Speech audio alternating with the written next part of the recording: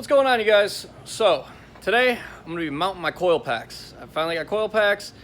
I have an idea of where I want to put them. I just got to make the brackets to mount them. So let's get started.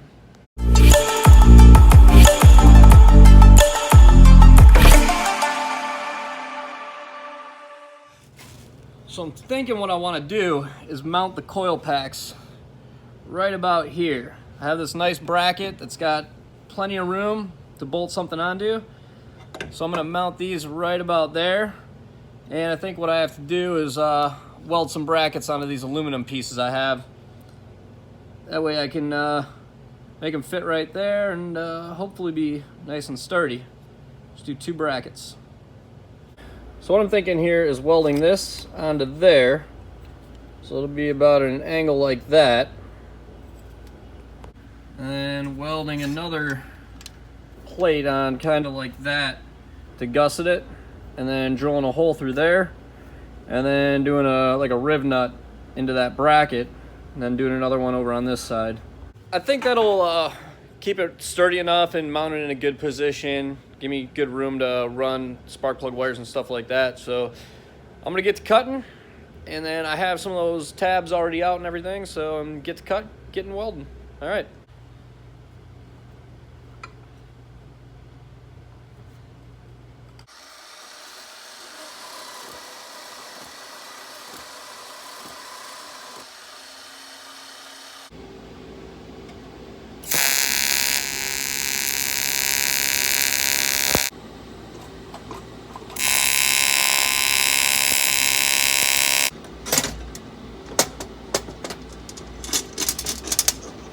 All right, now both the coil brackets are done. So what I'm gonna do now is I'm gonna take them, kind of line them up where I wanna mount them, and I'm gonna mark the holes where I need to drill and put the riv nuts. And then after I have a general idea marked out, making sure it's not gonna interfere or get in the way of anything, I'm gonna pull the sway bar off and then pull the sway bar mount bracket that they're gonna be attached to off the car, and then put it on the bench, mark it a little bit more accurately, drill the holes, pop some riv nuts in it, test fit everything, make sure everything lines up good, put it all back together, bolt the coils on, and coil relocation brackets will be done.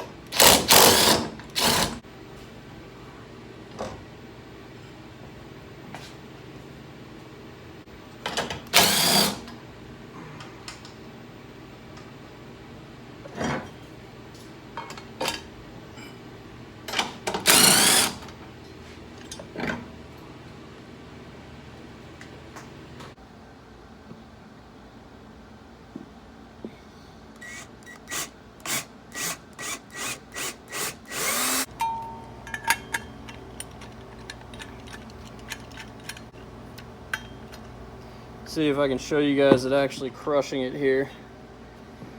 Yep. Good angle. Right there.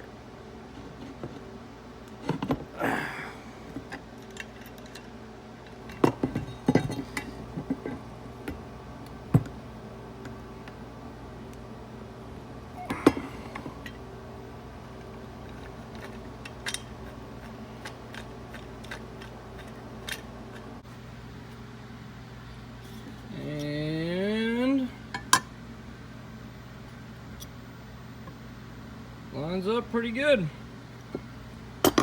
So now I'm gonna get those bolted together, throw them back on the car, and we'll see how it looks. Probably button the sway bar and all that up too while I'm at it.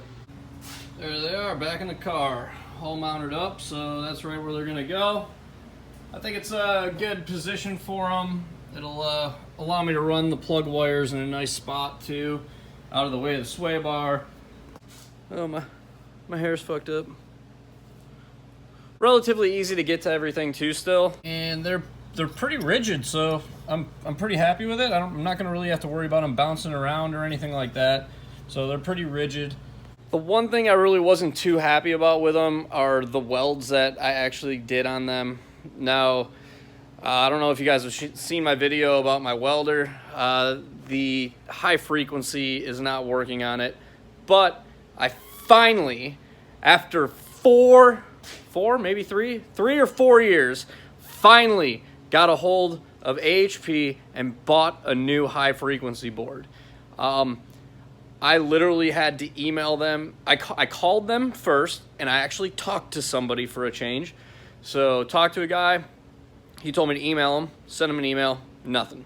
Resent my email, nothing. Resend my email again, nothing. Send the same email forwarded from a different email address, and then I finally got a response saying, we got your email. So, new high frequency board is coming.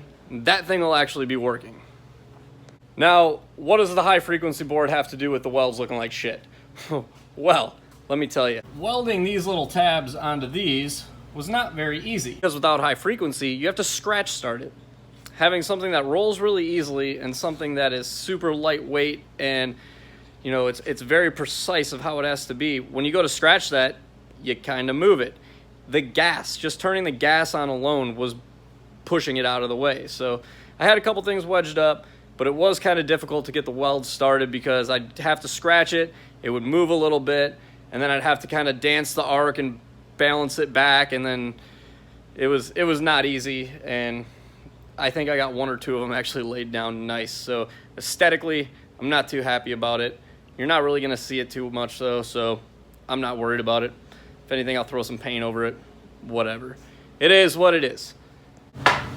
But other than that, I'm pretty happy with the way it turned out. It looks pretty good in my opinion. Now what I'm gonna have to do is build the harness to connect to them. I actually already started the jumper harness right here for it, and that's what's gonna connect to the 4 plugs for each coil pack. I'm not using the factory connectors on them. I figured I'm running the Delphi connectors and everything else. I'd change those over at the same time. So I gotta run the Delphi connectors. I'm probably not gonna record the building of the harness because you guys have seen the electrical stuff before. That's not really that big of a deal. I do need to build spark plug wires though, so I'll probably do a video on building spark plug wires because those can be a real bitch to do if you haven't done them before. And I might be able to show you guys a couple little tricks to make it a little bit easier. So I'll be sure to do that. As for now, that's gonna be it for this one. Subscribe to the channel if you're new. We got a lot of cool stuff going on with the car, and constantly trying to keep you guys posted on, little techniques for building things and, just taking you guys along with the journey. So if this is your first video and you're new, subscribe to the channel. Like the video if you liked it. Dislike it if you didn't. Ooh, I just realized I'm wearing a Southeast Drift Union shirt. Anyways, that's gonna be it for this one. I'll catch you guys later.